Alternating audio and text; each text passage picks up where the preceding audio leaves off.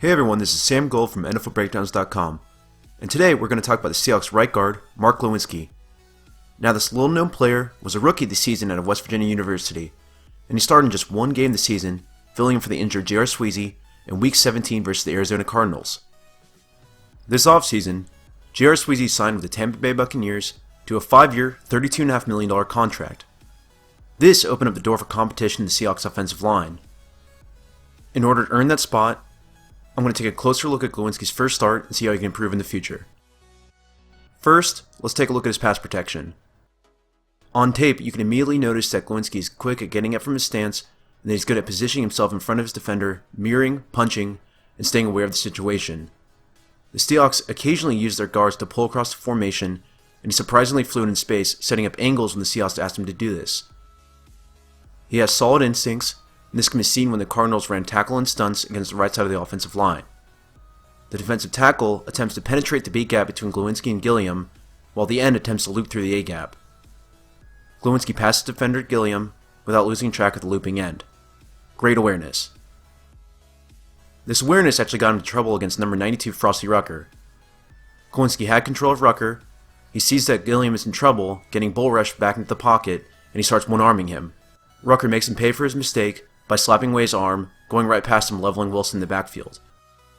You should never work in a vacuum on the offensive line, but your first responsibility is always your own defender first. In pass protection, where he tends to struggle is if he allows a defender to get inside his chest plate.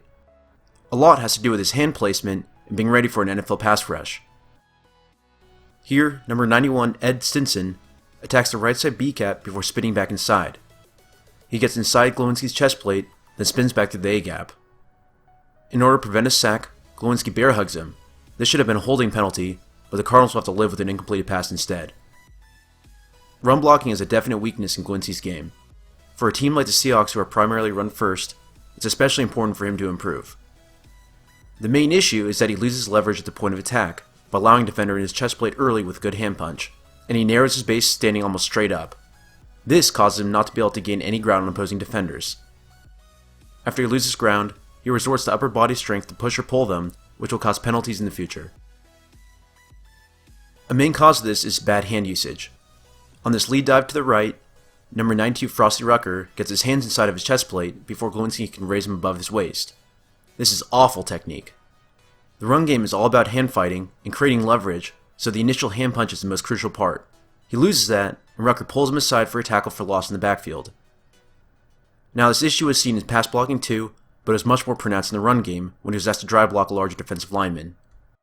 Another issue is that for someone that has great awareness in pass protection, he's surprisingly slow at adjusting to second level threats from the defense. There were multiple cases of Glowinski starting to combo block with the center of the right tackle, then he is simply not quick enough to recognize and recover. Later in the same game, I did notice that he was more mindful of this issue, but it happened way too frequently for me not to note it down. Generally, Mark Glowinski clearly showed rookie growing pains in his first start.